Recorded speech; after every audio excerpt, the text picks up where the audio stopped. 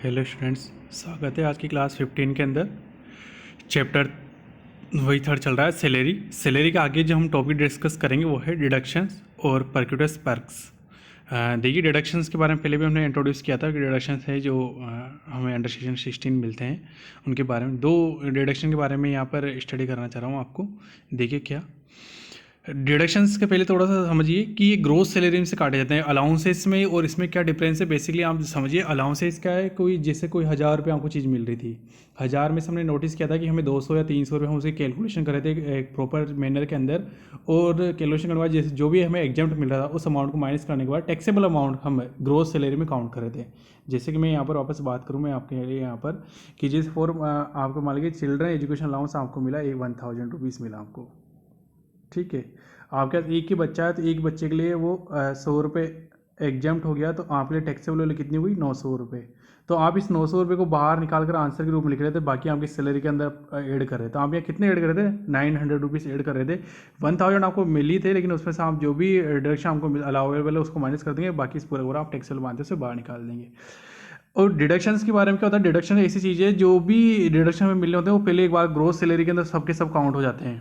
फिर डिडक्शन एक अंदर नीचे हेडिंग लगाया जाता है और उसे हेडिंग्स के अंदर ही अपन इसको डिस्कस करते हैं कि डिडक्शन हमारे क्या क्या है। जैसे यहाँ डिडक्शन फ्रॉम सैलरी अंडर से 16 बताए गए थे। यहाँ दो प्रकार डिडक्शन मैं आपको बताना चाह रहा हूँ। एक तो स्टैंडर्ड डिडक्शंस। अब देखिए, स्टैंडर्ड डिडक्शन मतलब क्या होता है कि स्टैंडर्ड डिडक्शन आपको 50,000 रुपये अभी ये फाइनेंस सेक्टर में हर साल चेंज होता रहा है, लेकिन अभी आपके लिए आपके पर्पज से आपके एग्जाम के अंदर 50,000 आपको ध्यान रखना है। अभी स्टैंडर्ड डिडक्शन की अमाउंट कितनी चली, 50,000। पहले 40,000 था, पहले उससे और कम होगा। अभी 50,000 है। तो 50,000 आपकी जो फाइनेंशियल ईयर जो प्रीवियस ईयर है आपका जो 19-20 है उसके लिए कैलकुलेशन 50,000 अलाउ है आपके लिए, ठीक है। असिस्टमेंट है आपके लिए 20-21 माना जाएगा आपके एग्जाम के लिए। ग्रोस सैलरी है जो मैं बोलूँ ग्रोस सैलरी आपके लिए, तो इन दोनों में से जो भी कम है वो आपको एग्जेंट मानी जाएगी, ठीक है। अब ये ओनली फॉर सैलरीड और पेंशनर्स पर व्यक्ति के लिए। सैलरीड मतलब कोई सी भी जगह सैलरी वाला पर्सन हो सकता है, वो चाहे गवर्नमेंट सेक्टर हो, चाहे प्राइवेट सेक्टर या पेंशनर व्यक्ति हो। ये किसी बिजनेसमैन को ऐसी छूट नहीं मिलने वाली, ये केवल सैलरी जो पर्सन है उन्हीं को छूट मिलने वाली है, ठीक है ना। तो क्या 50,000 स्टैंडर्ड डिडक्शन या फिर हमें ग्रोस सैलरी, मान लो किसी ग्रोस सैलरी 50,000 से कम है तो उससे ज़्यादा छूट तो कैसे ले पाएगा वो।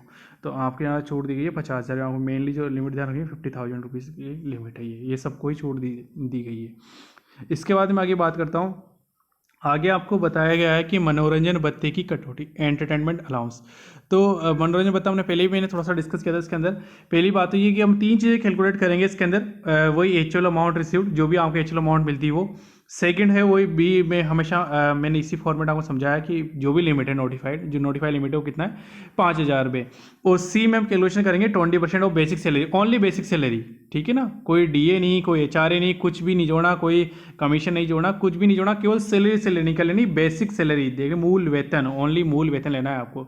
और ये किस किस एम्प्लॉय के लिए, ओनली सीजी और एचजी एम्प्लॉयज, मतलब सेंट्रल गवर्नमेंट स्टेट गवर्नमेंट जो एम्प्लॉई है उन्हीं के लिए अलाउ है, सभी के लिए नहीं है। ऊपर वाला जो चीज़ है सैलरीड पर्सन सभी के लिए अलाउ है, चाहे वो सैलरी चाहे प्राइवेट सेक्टर करे चाहे गवर्नमेंट सेक्टर करे। लेकिन यहाँ पर हम बात करें तो यहाँ पर क्या बताया गया है, यहाँ पर केवल किसके लिए बताया गया है, सेंट्रल गवर्नमेंट स्टेट गवर्नमेंट मतलब गवर्नमेंट एम्प्लॉयज़ के लिए बताया गया है। और कैसे कैलकुलेट करेंगे हमें, एक्चुअल अमाउंट 5,000 रुपये जो लिमिट दी हुई है वो, और 20% ऑफ बेसिक सैलरी। सबसे बड़ी बात चीज़ है यहाँ पर बेसिक सैलरी ली गई है, आपको बेसिक सैलरी ध्यान रखनी है आपको, ठीक है ना। केवल मूल वेतन जो आपको मिलेगा, जैसे 5,000 20,000 जो मूल वेतन वही लेंगे। उसके अंदर हम उसके अंदर जो डीए है, डीएनएस अलाउंस वो नहीं करेंगे, चाहे वो किसी का सेवा शर्तों का अधीन हो चाहे नहीं हो। इसी प्रकार हम उसके अंदर कमीशन भी ऐड नहीं करेंगे, हम केवल यहाँ पर मूल वेतन लेंगे। तो बेसिक सैलरी का 20% लेंगे। तो इन तीनों से जो भी कम है, जो भी हमेशा जो भी कम होता है वही आपको एग्जाम मिलेगा, वह एंटरटेनमेंट अलाउंस के नाम से आपको छूट मिल जाएगी। इसके अलावा एक और था, मैंने यहाँ पर उससे लिखा नहीं, ज़्यादा डिस्क्लोज नहीं किया, वो एम्प्लॉयमेंट था। मतलब जो आपको रोज़गार के पर्पज़ से कोई अलाउंस दिया जाता है तो उस प्रकार का कोई अलाउंस है, वो भी एग्जाम्प्ट है आपके लिए। तो मैंने इसका डिस्कस नहीं किया, वो ज़्यादा नहीं पूछते हैं अपन से। जो मेन जो दो थे बेसिक वो हमने डिस्कस कर लिए हैं। अब इस डिडक्शंस आपके ये 3 ही थे, जिनसे 2 तो मैंने डिस्कस कर लिए, तीसरा था वो मैंने डिडक्शन करना चीज़ समझा नहीं आपसे शेयर करना।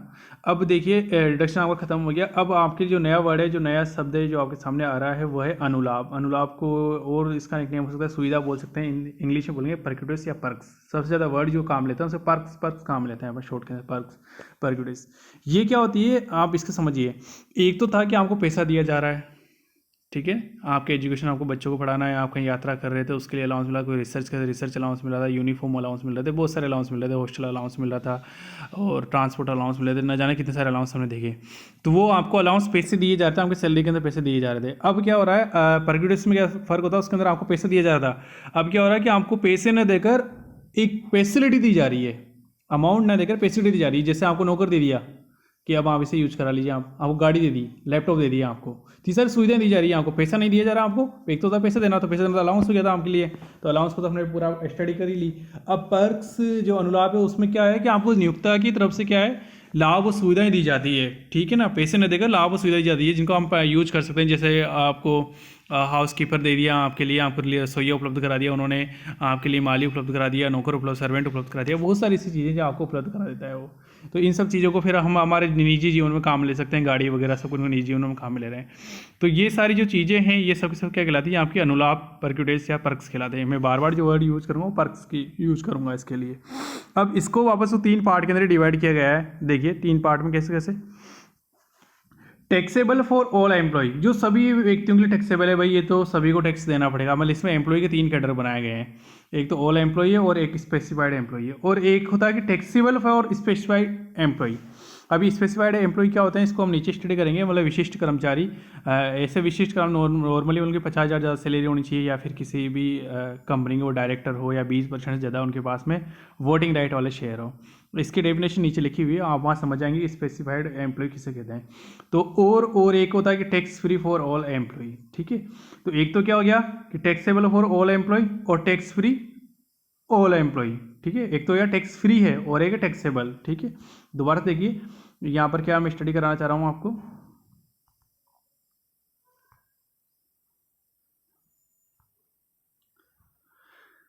टैक्सेबल फॉर एम्प्लॉय, और थर्ड है टैक्स फ्री, सभी एम्प्लॉय टैक्स फ्री। और एक है जो केवल टैक्सेबल तो, लेकिन किसके लिए, स्पेसिफाइड एम्प्लॉय के लिए, जो मतलब विशिष्ट कर्मचारी है। विशिष्ट कर्मचारी किसे बोलेंगे, एक तरह से आप मानिए जो महंगे कर्मचारी, जिनका वेतन वगैरह बड़ा अच्छा होता है, जिनकी पोजीशन बड़ी अच्छी होती है किसी भी कंपनी में जब वो जॉब करते हैं, तो उनके लिए ये चीज़ क्या मानी, टैक्सेबल मानी जाती है। तो अब आप नीचे चलेंगे, नीचे एक बार स्टडी करें। सबसे पहला हम हेडिंग लेते हैं टैक्सेबल फॉर ऑल एम्प्लॉय, ठीक है।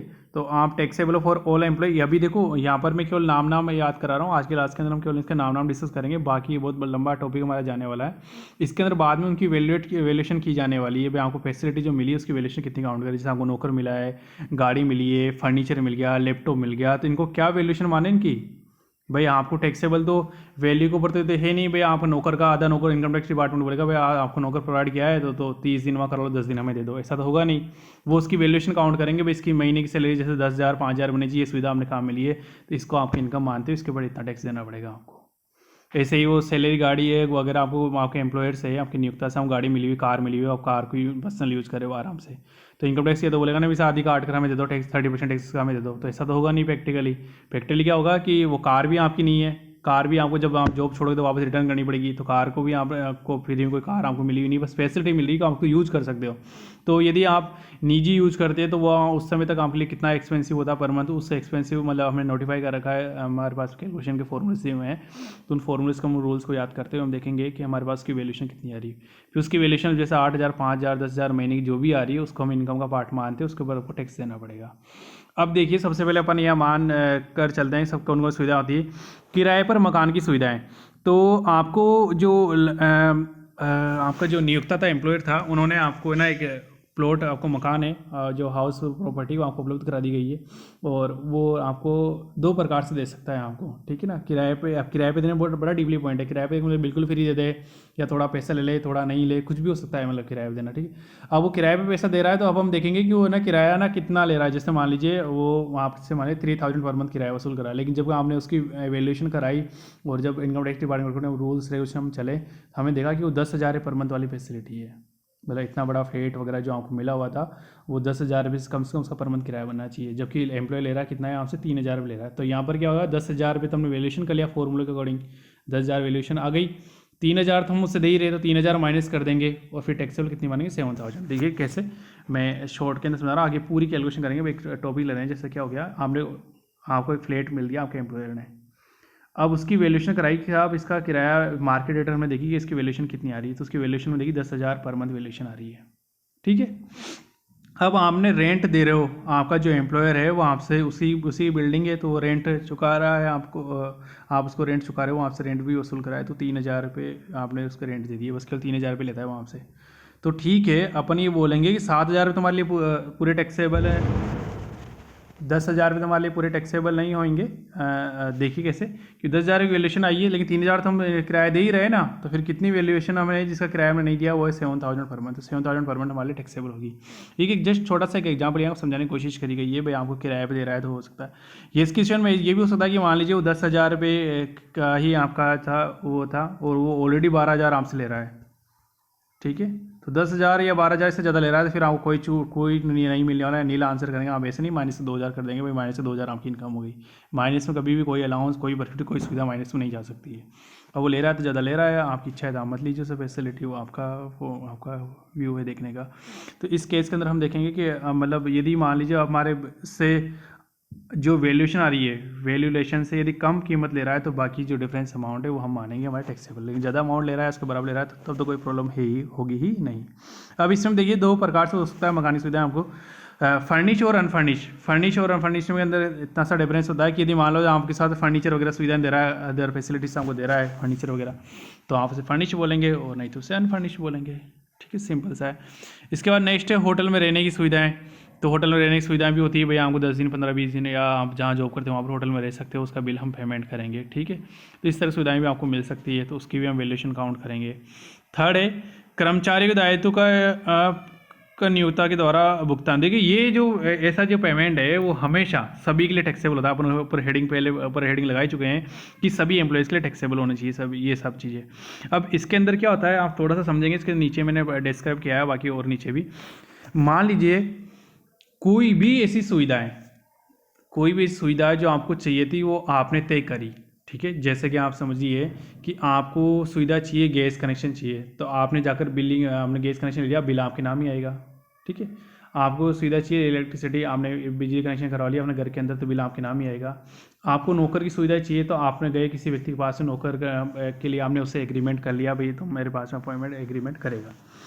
तो यहाँ पर क्या हो रहा, या फैसिलिटी किसको चाहिए, आपको चाहिए फैसिलिटी, एम्प्लॉय को चाहिए, कर्मचारी को चाहिए, और वो सारी फैसिलिटी एम्प्लॉय को चाहिए, और एम्प्लॉय ये सारी फैसिलिटी एम्प्लॉय को चाहिए, और एम्प्लॉय इन सब के लिए डील कर रहा है, इन सारी फैसिलिटी के लिए एम्प्लॉय खुद ही डील कर रहा है। कैसे, दोबारा समझिए, मेरे को फैसिलिटी चाहिए, मैं कर्मचारी हूँ, ठीक है सब, लेकिन मैं खुद ही बाजार में जाकर है ना बिजली कनेक्शन ले रहा हूँ, बिल मेरे नाम आ रहा है, या मुझे नौकर चाहिए तो नौकर लिए समझौता मैं कर रहा हूँ, या उसका अपॉइंटमेंट मैं कर रहा हूँ, या उससे कॉन्टैक्ट मैं कर रहा हूँ।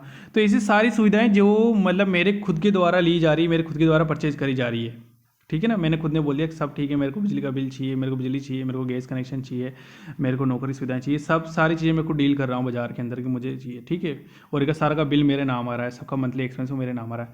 लेकिन जब पेमेंट करने की बारी आती है, तो सारा का सारा पेमेंट किसके द्वारा पेमेंट किया जा रहा है, नियोक्ता के द्वारा भुगतान किया जा रहा है, ठीक है। यहाँ सबसे बड़ी बात है ये दो ही वर्ड है कि आपने की जब अनुबंध कर रहे हो, समझौता कर रहे हो, उसका बिल आ रहा है या उसका अपॉइंटमेंट कर रहे हो, इस तरह के वर्ड्स मैंने यूज़ कर रहे हैं। जैसे नौकर के लिए आपने अनुबंध कर लिया, किसी और सुविधा के लिए आपने समझौता कर लिया है, या फिर आपका मंथली बिल आपके नाम से आ रहा है, बिल से हो गया जैसे गैस का बिल हो गया, लाइट का बिल हो गया, नल का बिल हो गया, ये बिल आपके नाम से आ रहे हैं, नौकर का अपॉइंटमेंट आपने कर दिया है, तो ऐसे केस में सारे काम आपने खुद ने करे हैं, और पेमेंट है वो कौन कर रहा है, नियोक्ता कर रहा है। पेमेंट कौन कर रहा है, नियोक्ता कर रहा है। अभी दूसरा केस एक और आने वाला है, वहाँ भी पेमेंट तो नियोक्ता करेगा। सबसे बड़ी बात है यहाँ अपॉइंटमेंट कौन कर रहा है, कर्मचारी।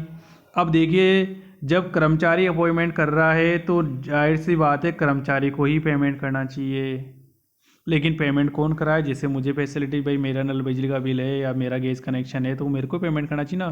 कंपनी को उससे क्या मतलब है, जहाँ मैं जॉब कर रहा हूँ उनको क्या मतलब है, वो तो मेरे को मंथली सैलरी दे ही रहना उसके लिए, और तो मेरे निजी एक्सपेंस को क्यों अफोर्ड करेंगे वो। ये सारे खर्चे निजी माने जाते हैं, पर्सनल एक्सपेंस माने जाते हैं, इनका बिजनेस से कोई रोल नहीं होता है। तो ऐसे सारे पेमेंट जब वो मैंने बिलिंग करी, मैंने डील किया है, मेरे नाम से बिलिंग हो रही है, और ऐसे सारा पेमेंट कौन कर रहा है, नियोक्ता कर रहा है, एम्प्लॉयर कर रहा है, तो ये सभी के लिए टैक्सेबल होंगे, ये ऐसे सभी के लिए टैक्सेबल होंगे। ऐसे खर्चे जो आपको चुकाने चाहिए थे, आपको न चुकाकर आपका नियोक्ता एम्प्लॉयर आपको पेमेंट कराए, तो सभी के लिए टैक्सेबल होंगे, ठीक है। अब आप ये समझिए इसके कुछ एग्जांपल्स कैसे हैं, जैसे यहाँ एरो लगाकर मैंने नीचे लिखा है इसको, ये रहे। मैंने ऊपर नहीं लिखा से नीचे लिखा है, तो थोड़ा सा आपको नीचे आना पड़ेगा। देखिए बच्चों की शिक्षा, जैसे कर्मचारी के बच्चों, अब जाहिर सी बात है कर्मचारी के बच्चे हैं और तो उसका पेमेंट नियोक्ता के द्वारा किया जा रहा है, तो सभी के लिए टैक्सेबल होगा। भाई बच्चे मेरे हैं तो मैं ही पेमेंट करूँगा ना उनका। मेरा पानी बिजली गैस कनेक्शन बिल है, तो मेरे पास पानी वाटर है, इलेक्ट्रिसिटी और गैस कनेक्शन है, तो इनका बिल मेरे नाम से आ रहा है, पर मंथ बिल मेरे नाम से विमलेश शुदा के नाम से आ रहा है, तो विमलेश शुदा को पेमेंट करना चाहिए। लेकिन पेमेंट कौन कर रहा है? आपका एम्प्लॉयर कर रहा है, एम्प्लॉयर पेमेंट कर रहा है, तो इसके लिए सभी के लिए टैक्सेबल है। होटल क्लब कर्मचारी के बिलों का भुगतान, जैसे मैं कहीं होटल वगैरह यूज़ कर रहा हूँ, कोई क्लब वगैरह बार वगैरह यूज़ कर रहा हूँ, तो वहाँ पर मेरे शौक पूरे कर रहा हूँ मैं, जिस तरह मेरे शौक पूरे, मेरी फैसिलिटी पूरी हुई की जा रही है वहाँ पर, तो ऐसे सारे जो चीज़ें हैं वो भी उसका पेमेंट किया जा रहा है। कर्मचारी के ऋण जो लोन है, मान लीजिए ऋण से मतलब यहाँ लोन है, ठीक है, इंग्लिश मीडियम दे दें लोन, तो एम्प्लॉय ने मैंने कोई लोन ले रखा है, तो मेरी लोन इंस्टॉलमेंट है, तो मुझे पेमेंट करना पड़ेगा। जैसे मैंने वो कार के लिए लोन का या पर्सनल लोन का, किसी भी काम के लिए मैंने लोन ले रखा है, मेरी जिम्मेदारी मैं ही चुकाऊंगा। यदि मेरा एम्प्लॉयर जो मेरा नियुक्ता है वो चुका रहा है, तो एक तरह से मानिए कि वो मेरे को पेमेंट ही कर रहा है एडिशनल। कर्मचारी के द्वारा नियुक्त, अब यहाँ पर देखो नौकर की कहानी कि कर्मचारी को, यहाँ नौकर किसको अपॉइंटमेंट किया? मैंने किया है, तो मेरे को पेमेंट करना चाहिए। पेमेंट कौन कर रहा है? नियुक्ता कर रहा है, सभी के लिए टैक्सेबल होगा। दे आयकर, जैसे मेरा पेएबल इनकम टैक्स है, मतलब मेरी की इनकम हो गई 10 लाख से अधिक, तो फिर मेरे को टैक्स चुकाना पड़ रहा है, 10 जो भी उसका परसेंटेज निकाले कैलकुलेशन करके मेरे को टैक्स चुकाना पड़ रहा है। तो टैक्स चुकाने की जिम्मेदारी किसकी? मेरी है। चुका कौन रहा है? एम्प्लॉयर चुका रहा है, तो वो भी आपकी सैलरी का पार्ट माना जाएगा। ऐसे ही मान लीजिए आपकी जो कार वगैरह उसके खर्चे हो गए, कार तक आप कार चला रहे हो, कार के खर्चे हो गए, मोटरसाइकिल चला रहे हो, कोई भी आपका खर्चा हो गया, फर्नीचर हो गया, कुछ भी हो गया, मतलब ऐसे सारे खर्चे, मतलब ये तो कुछ सैंपल से एग्जाम्पल अपने लिए हैं कि 5 एक सैंपल के रूप में हम लिए, तो जैसे सारे खर्चे जिनका बिलिंग आपके नाम से, जिनको आप अपॉइंटमेंट कर रहे हो, जिनका यूज आप कर रहे हो, आप शौक पूरे कर रहे हो अपने, तो वो सारा को सारा पेमेंट करने की जिम्मेदारी आपकी थी, और आप पेमेंट न करके आपका एम्प्लॉयर पेमेंट कराए, तो सभी के लिए फैसिलिटी सबके लिए टैक्सेबल होगी। ठीक है, अब इसमें हम वापस ऊपर चलते हैं। अब इसमें थोड़ा सा देखिए, यहाँ थोड़ा सा चेंजेस आया है, वो देखिए ये क्या, ऊपर वापस दिखाता हूँ कि ऊपर हमारे पास में क्या था, जो भी बिलिंग थी वो किसके नाम थी? कर्मचारी के नाम थी। अब देखिए नीचे क्या डिफरेंस है, वही पानी बिजली का कनेक्शन है, लेकिन अब की बार अपॉइंटमेंट कौन कर रहा है? नियोक्ता खुद ही कर रहा है। ठीक है, सब कुछ चीज़ें वही है, लेकिन पहले क्या था, कर्मचारी खुद जाकर डीलिंग करा था मार्केट में। अब की बार मेरा पानी का बिल है, मेरे बिजली का बिल है, वो कनेक्शन भी ना कौन लेकर जा रहा है? मेरा जो नियोक्ता है, जिसके वहाँ मैं जॉब कर रहा हूँ, उन्होंने है अपने नाम से कनेक्शन ले रखा है और मेरे को फैसिलिटी दे रखी है। उन्होंने मेरे, जैसे मैं क्वार्टर में रहता हूँ, कहीं भी रहता हूँ, तो उनका जो मेरा बिजली का कनेक्शन है, जो मेरा गैस का कनेक्शन है, वो मेरे नाम से ना आकर कंपनी के नाम से था, उस कंपनी के नाम से था, वैसे भी मानता था कि कंपनी कंज्यूम करी उन सारी चीज़ों को, तो ये सारी चीज़ें वहाँ पर मानी जाती है। तो इस केस के अंदर क्या हो गया कि इतना डिफरेंस हो गया। अब क्या हो गया, ये नियोक्ता यहाँ पर अपॉइंटमेंट कर रहा है, ठीक है, तो अब ये क्या हो गया, वो पेमेंट तो नियोक्ता को करना ही, इसी पेमेंट तो वहाँ पर नियोक्ता ही कर रहा था, एम्प्लॉयर आपका पेमेंट कर रहा था, यहाँ पर एम्प्लॉयर पेमेंट करता है, तो फैसिलिटी बनी गई है भाई, पेमेंट तो दोनों ही जगह एम्प्लॉयर ही कर रहा है। बात क्या है कि आपका बिजली का जो कनेक्शन है, पानी का जो कनेक्शन, वो किसके नाम है? ठीक है, बच्चों की फीस वगैरह जो स्कूल वगैरह किसके नाम है, ये आपको देखनी होगी। तो यदि ये सारी चीज़ें कर्मचारी के बिल के नाम आ रहा है, कर्मचारी के नाम से बिल आ रहा है, तब तो कर्मचारी की पर्सनल जिम्मेदारी मानते उसको टैक्स चुकाना चाहिए था। यदि वो नहीं दे पा रहा है, तो इसलिए सभी के लिए टैक्सेबल मानी गई है, अब उसका पेमेंट उसको खुद को होना चाहिए था। और यहाँ पर क्या हुआ, यहाँ पर अपॉइंटमेंट किसने कर दिया? एम्प्लॉयर कर रहा है, यहाँ पर सारी चीज़ें एम्प्लॉयर डील कर रहा है, तो एम्प्लॉयर डील कर रहा है, तो बिजली का बिल सब इसके नाम आएगा, फिर पेमेंट भी इसी को इशू करना है। तो अब इस केस के अंदर ये टैक्सेबल तो होंगे, लेकिन केवल स्पेसिफाइड एम्प्लॉय के लिए होंगे। जो स्पेसिफाइड, स्पेशल या स्पेसिफाइड कर लें इसको, थोड़ा स्पेसिफाइड विशिष्ट कर्मचारी है, उन्हीं के लिए टैक्सेबल होंगे। सेम ऐसे ही चीज़ यहाँ पर है। ऊपर देखा था हमने, जो नौकर है, नौकर की नियुक्ति का कौन कर रहा है? नियुक्ता एम्प्लॉयर कर रहा है, आप नहीं कर रहे हैं, आपकी इच्छा नहीं है, आपने लो ही सही, लेकिन आपका एम्प्लॉयर वो दे रहा है आपको, वो अपॉइंटमेंट कर रहा है, पेमेंट तो हमेशा वही नियुक्ता करेगा। तो ये भी किसके लिए ही टैक्सेबल होगा? स्पेसिफाइड, या स्पेसिफाइड करना है, स्पेसिफाइड एम्प्लॉय के लिए टैक्सेबल होगा, विशिष्ट कर्मचारी के लिए टैक्सेबल होगा। मतलब क्या समझे आप? आपको यदि शॉर्ट में समझाया जाए कि यदि सारे खर्चों किसके नाम से बिल फाड़ा जा रहा है, बिल यदि कर्मचारी नाम से फाड़ा जा रहा है, तो कर्मचारी को पेमेंट करना था उन बिलों का, लेकिन कर्मचारी को पेमेंट कर नियोक्ता पेमेंट करा, इसलिए वो सभी के लिए टैक्सेबल, ऑल सभी के लिए टैक्सेबल है। लेकिन यदि ये बिल भी किसके नाम फाड़ा जा रहा है? नियोक्ता के नाम फाड़ा जा रहा है, पेमेंट तो नियोक्ता कर ही रहा है, तो फिर वो केवल स्पेसिफाइड एम्प्लॉय के लिए ही टैक्सेबल होगा, स्पेसिफाइड विशिष्ट कर्मचारियों के लिए ही टैक्सेबल है। ठीक है, यहाँ पर हम देख लें केवल विशिष्ट कर्मचारियों के लिए ही टैक्सेबल है। आशा करता हूँ उनको समझ में आया होगा। आगे चलते हैं अपन, ये अपन ने पहले स्टडी कर ली, इसके बाद नेक्स्ट देखते हैं। ऐसे ये चीज़ें हैं जो सभी के लिए टैक्सेबल हैं, जो थर्ड पॉइंट हो गया। उसके बाद फोर्थ पॉइंट पढ़ें, कर्मचारी जीवन बीमा या वार्षिकी प्रीमियम का भुगतान। तो देखिए आपने LIC ले रखी है, उसकी ना जो प्रीमियम पॉलिसी ले रखी है आपने, तो आपकी निजी जीवन की पॉलिसी है, तो आपका बच्चों की पॉलिसी, एजुकेशन पॉलिसी, कुछ भी मान लीजिए आपसे, ठीक है ना। तो वो पॉलिसी उसका पेमेंट आपको ही करना था, आपका कोई पर्सनल एक्सपेंस है, पेमेंट कौन कर रहा है? आपका नियोक्ता एम्प्लॉयर पेमेंट कर रहा है। तो जहाँ जहाँ भी ऐसा आपको ऐसी भावना लगे कि ये सारी बिलिंग मेरे नाम से हो रही है, कर्मचारी में हूँ, मेरे नाम से बिलिंग हो रही है, उसका पेमेंट एम्प्लॉयर कर रहा है, तो सभी के लिए टैक्सेबल होता है। ऐसे अधिवार्षिकी में नियोक्ता का 1,50,000 से अधिक भुगतान, ये अपने सुपर एनुएशन जस्ट इससे पहले अपन ने पढ़ाई था। तो सुपर एनुएशन में यदि एम्प्लॉयर 1,50,000 ज़्यादा कंट्रीब्यूट करता है तो आपकी इनकम का पार्ट माना गया है। ये अपन ने पहले डिस्कस भी कर लिया था, वापस इसे यहाँ पर ही बताया गया है।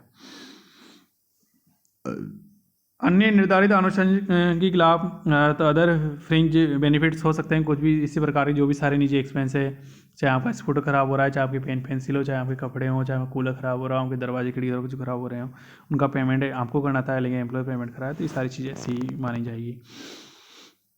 अब हम बात करते हैं आगे, केवल विशिष्ट कर्मचारियों के लिए कर योग्य लाभ। तो हमने पहला चीज़ कर लिया, केवल सभी के लिए टैक्सेबल थे, हमने पहला हो गया टैक्सेबल फॉर ऑल एम्प्लॉयज़, ठीक है। ऐसी पर्क्स, ऐसी फैसिलिटीज़ जो पर्क्यूटर्स जो आपके लिए सभी के लिए टैक्सेबल है।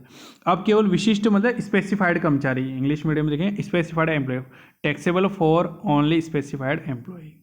जो वो पर्क्स, वो अनुलाभ के बारे में यहाँ बात करें, टैक्सेबल फॉर स्पेसिफाइड एम्प्लॉय, विशिष्ट कर्मचारियों के लिए। तो स्पेसिफाइड एम्प्लॉय क्या होते हैं, पहले तो ये देखिए, स्पेसिफाइड एम्प्लॉय को हमें यहाँ समझना होगा। आज के लिए हमारा ये लास्ट टॉपिक बनने जा रहा है। स्पेसिफाइड एम्प्लॉय को हम ये देखेंगे, स्पेसिफाइड एम्प्लॉय हमारा होता क्या है। देखिए क्या हो सकता है, तीनों में से कोई एक भी शर्त पूरी हो जाए तो आप ये मान लेना कि वो स्पेसिफाइड एम्प्लॉय है। क्या? पहला, किसी भी कंपनी का डायरेक्टर है, तो डायरेक्टर मैंने पहले बताया, संचालक जो होते हैं वो बड़े, सबसे बड़े एक तरह मान लो उसके कर्मचारी होते भी नहीं है, मैंने आपको बताया था कि उसकी इनकम है वो इनकम अदर सोर्स के अंदर टैक्सेबल होती है ना। वो सैलरी हेड में टैक्सेबल होती भी नहीं है, क्योंकि वो डायरेक्टर है तो उसके वो किसी के अंडर में नहीं, बल्कि वो पूरी कंपनी को चला रहा होता है। मोस्ट प्रोबेबिलिटी ये होती है कि जो उसके मालिक होते हैं, ओनर होते हैं, वही कंपनी के डायरेक्टर होते हैं। तो खुद किसी के पास में काम न करके बल्कि सबको काम दे रहे होते हैं, उस पोजीशन में होते हैं। तो ऐसी पोजीशन में यदि कोई व्यक्ति लगा हुआ है, कंपनी का संचालक डायरेक्टर की पोजीशन में लगा हुआ है, तो वो हमेशा स्पेसिफाइड एम्प्लॉय माना जाएगा। तो इनको मतलब ज़्यादा टैक्स देना पड़ेगा, क्योंकि बहुत सारी चीज़ें जो स्पेसिफाइड एम्प्लॉय के लिए टैक्सेबल हो जाती है।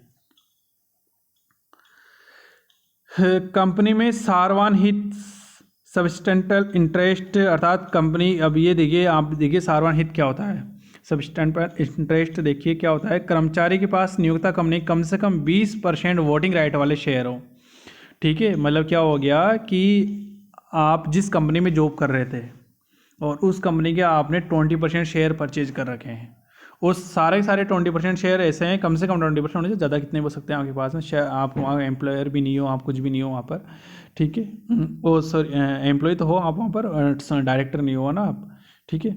तो आपके पास में क्या, आपके एम्प्लॉयर कंपनी है जिसके आपके पास 20% ज़्यादा शेयर हो। शेयर भी ऐसे हैं जो वोटिंग हैं आपके, जिसके ऊपर आप क्या कर सकते हो, वोट रखने का अधिकार रखते हो, ठीक है। तो ये वोटिंग राइट वाले शेयर है आपके पास में, तो इनके ऊपर भी आपको ऐसा यदि शेयर है तो आपके लिए यह माना जाएगा कि आपको स्पेसिफाइड एम्प्लॉय हो। फिर इसके बाद बताया यदि प्रीवियस ईयर में आपके पास में जो कर योग्य राशि है 50,000 से अधिक हो, ठीक है ना। आपकी जो प्रीवियस में टैक्सेबल इनकम है 50,000 से ज़्यादा हो, जैसे आपकी सैलरी यहाँ बताई गई है, यहाँ बताया गया। अब यहाँ पर जो सैलरी है, मौद्रिक सैलरी, उसका मतलब क्या है, आप देखिए ये सारी चीज़ें यहाँ पर आएगी, बस केवल कुछ चीज़ें जो नहीं आएगी वो मैंने नीचे माइनस कर दी है। बेसिक ऑल टैक्सेबल अलाउंस है, बोनस है, कमीशन है, ग्रेजुएटी है, pension, commission, earn leave encashment, liabilities of employ fee charge paid by the employ but excluding taxable part of PF। Standard deduction आपको छूट मिल जाएगी, एंटरटेनमेंट अलाउंस छूट मिल जाएगी, ये डिडक्शन आपको मिल जाएंगे, एम्प्लॉयमेंट टैक्स आपको मिल जाएगी, 3 प्रकार छूट मिल जाएगी। यदि ये सब कुछ करने के बाद में भी आपकी इनकम 50,000 से ज़्यादा आ रही है ईयर के अंदर, 1 ईयर के 50,000 से ज़्यादा आ रही है, तो आपके लिए आपके को टैक्स चुकाना पड़ेगा इसके अंदर, ठीक है, आपको टैक्स चुकाना पड़ेगा। तो ये बड़ा सिंपल सा मतलब फॉर्मूला, थोड़ा ये है टिपिकल हो गया मैं यहाँ पर, बाकी कैलकुलेशन बड़ी सिंपल सी है। आपके पास में 3 ही टर्म्स यहाँ कंडीशन पूरी करनी है, डायरेक्टर हो, 20% से ज़्यादा वोटिंग राइट वाले शेयर हो, उनका लाभ होगी इस समय, मतलब उनके पास सारे शेयर उसके पास होना चाहिए, ऐसे नहीं है कि वो उसकी वाइफ के पास के नाम से ले रहा है, किसका बेनिफिट अपने बच्चों के नाम ट्रांसफ़र कर दिया, ऐसा नहीं, सारे शेयर उन्हीं के नाम होने चाहिए। और प्रीवियस ईयर में आपकी इनकम है जो मौद्रिक कर योग्य आई है, जो मॉनेटरी टैक्सेबल इनकम है आपकी 50,000 से ज़्यादा हो रही हो, तो ऐसा पाए जाने पर भी आप स्पेसिफाइड एम्प्लॉय माने जाएंगे। नॉर्मली आजकल 50,000 से ज़्यादा सालाना कोई भी कमा लेता है, लगभग सभी इसमें आते हैं, सभी स्पेसिफाइड एम्प्लॉय बन चुके हैं आज के टाइम के अंदर, ठीक है। इसके अंदर आपका फॉर्मूला जो सेलेरी का फॉर्मूला वहाँ बताया गया है। देखिए इतनी सारी चीज़ें आपको ऐड करनी पड़ेगी और जो नीचे लेस करनी है वो चीज़ें आपको नीचे लिख दी गई है। आज की क्लास में मैं इतना ही लूँगा। बाकी हम टॉपिक इनके लिए कैलकुलेशन है, कल से आप तैयार हैं और टिपिकल कैलकुलेशंस होने वाली है, वो हम डिस्कस करेंगे कल से। ठीक है, आशा करता हूँ आज की क्लास आपको समझ में आई होगी। आप इस चैनल को, मेरे चैनल को लाइक शेयर सब्सक्राइब करें। और ये जो PDF है जो आप बच्चों को नहीं मिलती, वो PDF मेरे हर PDF मेरे जो इसका डिस्क्रिप्शन में जाएँ, डिस्क्रिप्शन में क्लिक करें, वहाँ पर आता है फॉर डाउनलोडिंग PDF, वहाँ पर क्लिक करें तो आप इसके पूरे जो नोट्स हैं उनके PDF को डाउनलोड कर सकते हैं। ठीक है, लेकिन PDF डाउनलोड करने से इसका मतलब ये नहीं है कि अब आप कभी भी उसे यूज़ कर सकते हैं, आपका कंप्लीट हो गया सब कुछ। आपको मेरे वीडियोस भी देखने पड़ेंगे तभी सब जाकर कुछ समझ में आपको आएगा। ठीक है, थैंक यू। आज की क्लास के लिए मैं इतना ही लूँगा और बाकी क्लास में कर लूँगा। Thank you.